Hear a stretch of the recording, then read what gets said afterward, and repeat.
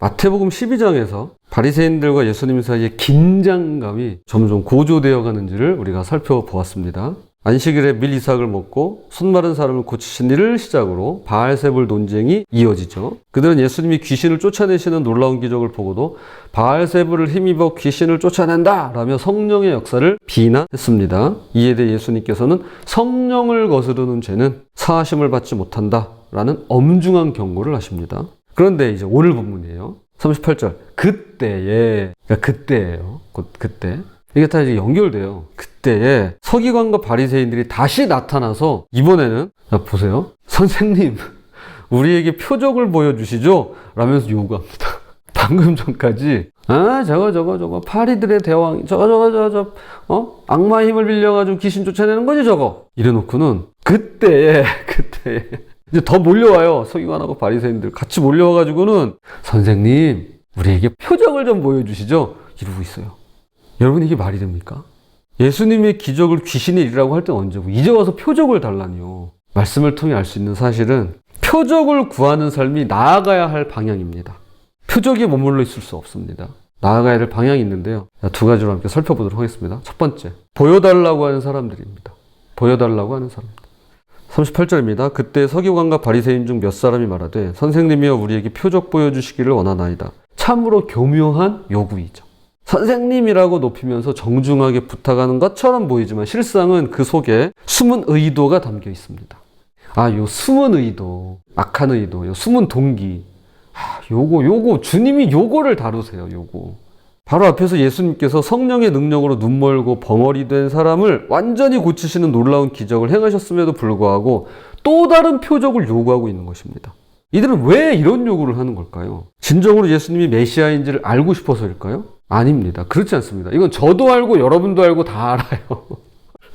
이들 마음속에는 우리가 인정할 만한 표적을 보여달라, 우리 기준에 맞는 증거를 제시해라 는 교만한 태도가 숨어 있는 것입니다. 여러분, 숨은 동기, 이 악한 의도. 근데 우리가 이런 것들을 너무 많이 봐요. 청문회한다 이런 걸 봐요. 그러니까 보여요. 이게 이 지도자들에게서 이런 태도가 보여요. 근데 지도자뿐만인가요? 그렇지 않아요. 우리 일상에서 늘 보이는 게 이거예요. 숨은 동기, 악한 의도. 보여요, 이게. 저한테 있냐? 있습니다. 저한테 있습니다, 이거. 다 있습니다, 이거. 어린아이는 제가 볼 때는 없어요. 어린아이 그냥 순수해서 그냥 입 밖으로 내뱉어요.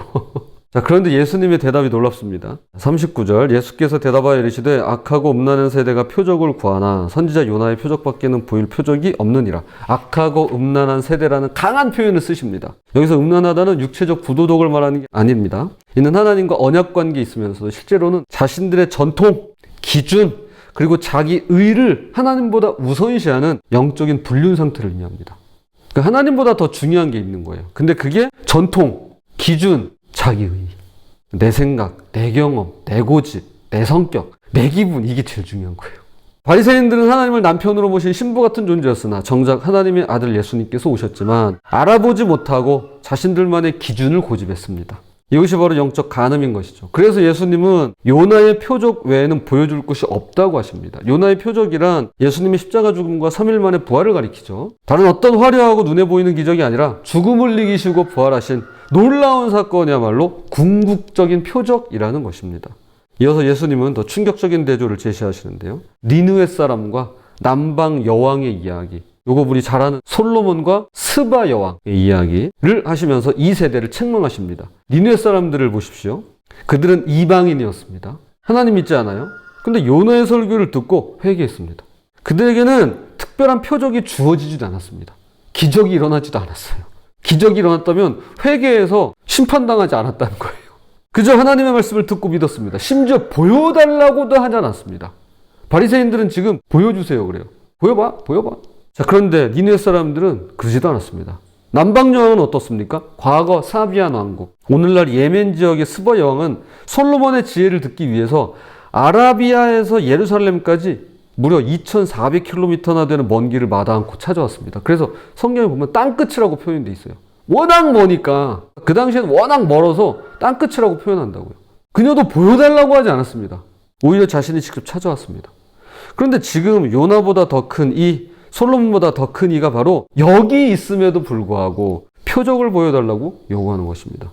이게 기적을 안 봤으면 이야기를 안 하겠어요. 근데 다 봤잖아요. 계속 봐왔잖아요. 쫓아다니면서 그거 다 봤잖아요. 그런데도 이러고 있는 거예요. 교회 여러분, 이게 바로 보여달라고 하는 사람들의 특징입니다. 아무리 많은 증거를 보여줘도 만족함이 없습니다.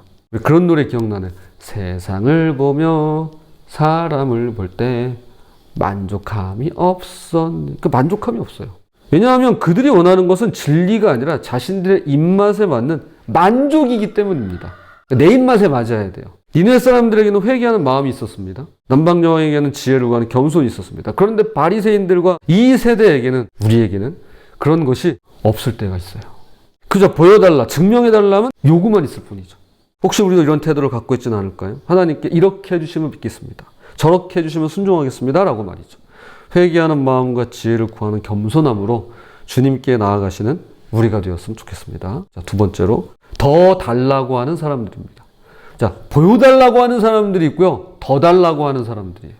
이제 예수님께서 더러운 귀신의 비유를 말씀하십니다. 43절, 44절. 더러운 귀신이 사람에게서 나갔을 때 물 없는 곳으로 다니며 쉬기를 구하되 쉴 곳을 얻지 못하고 이에 이르되 내가 나온 내 집으로 돌아가리라 하고 와보니 그 집이 비고 청소되고 술이 되었거늘 더러운 귀신이 나갔습니다. 그런데 광야를 헤매고 쉴 곳을 찾지 못했습니다. 그래서 야, 그럼 원래 있던 집으로 한번 가보자. 그래서 왔습니다. 아, 그런데 집이 비어 있어요. 깨끗하게 청소가 되어 있네요. 잘 수리가 되어 있는 것입니다. 보기에 너무너무 좋아 보이죠. 자, 그런데 이게 핵심입니다. 이게 핵심이에요. 아무리 깨끗하고 정리가 잘 되어 있어도 주인이 없으면 빈집이라는 겁니다. 주인 없으면 빈집이에요. 집은 그 안에 누가 살고 있느냐에 따라 가치가 달라집니다. 왕이 머물지 않는 왕궁은 아무리 크고 웅장해도 커다란 박물관에 불과할 뿐입니다. 그렇죠. 진짜 맞는 말 같아요. 즉, 도덕적으로 훌륭한 삶을 산다 해도 예수님을 마음에 모시지 않으면 그 삶은 겉만 화려한 빈집일 뿐입니다. 아, 근데 저는 이게 오늘날 우리 세대, 이 세대, 다음 세대, 기성세대, 오늘 우리 현대 사회의 특징이 아닐까라는 생각을 해보게 됐어요. 자, 말씀 보세요. 45절. 이에 가서 저보다 더 악한 귀신 7을 데리고 들어가서 거하니 그 사람의 나중 형편이 전보다 더욱 심하게 되느니라. 이 악한 세대가 또한 이렇게 되리라. 악한 세대. 이게 악한 세대의 특징이에요. 보세요. 처음에는 귀신 하나였는데 이제는 더 악한 귀신 7을 데리고 왔습니다. 총 8마리가 된 거죠. 한 놈이 살고 있다가 나갔어요. 근데 얘가 야, 여기 청소 다 됐는데? 수리 다 됐는데? 여기 비었는데? 그래서 와요. 근데 혼자 살기 너무 좋은 거죠. 그래서 7을 더 데리고 와서 8이 돼요. 그 8배가 된 거예요. 처음보다 8배나 더 악화가 된 겁니다. 나쁜 상황이 돼버린 것입니다. 이것이 바로 악한 세대의 특징이에요. 바로 더 달라고 하는 사람들의 모습이라는 것입니다. 바리새인들은 처음에 단순히 표적을 보여달라고 했습니다. 그런데 만약에 예수님께서 그들이 원하는 표적을 보여주셨다면 어떻게 됐을까요? 만족했을까요? 저는 그렇게 보지 않습니다. 그들은 분명히 더 큰 표적, 더 확실한 증거를 계속 요구했을 겁니다. 여러분, 한 번이 어렵지 2번, 3번은 상대적으로 쉽습니다. 이것이 바로 더 달라고 하는 사람들의 특징입니다. 한 번 요구하기 시작하면 끝이 없습니다. 더 많이, 더 확실하게, 더 자신의 기준에 맞게 요구합니다. 교회 여러분, 주변에서 이런 모습을 보신 적이 있으실까요? 어떤 사람들은 하나님이 정말 계신다면 이런 일을 해달라고 요구합니다. 그런데 정말 그 일이 일어나면 어떻게 될까요? 이번 건 우연일 수 있으니까 다른 일도 해달라며 요구할 때가 있습니다. 끝이 없는 거예요. 근데 데미안에서 처음에 이 싱클레어라고 하는 주인공이 데미안을 만나기 전이죠. 한 상급생하고 이제 엮이면서 처음으로 겪게 되는 일이 바로 이겁니다. 거짓말 하나를 딱 들키니까요. 계속 요구하는 거예요. 상급생이. 더 요구하고 더 요구하고 계속 요구해요. 그 어린아이들이. 이것이 바로 빈집의 비극입니다. 이게 비극이에요.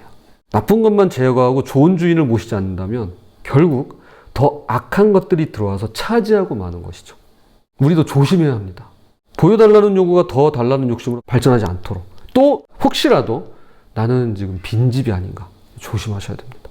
아무리 내가 깨끗해도요, 아무리 내가 정리가 잘 돼 있어도요, 아무리 내가 세상 것으로 채워져 가지고 내 속에 어떤 이 카테고라이즈가 잘 돼 있어요. 어떤 공간 잘 나뉘어져 있어요.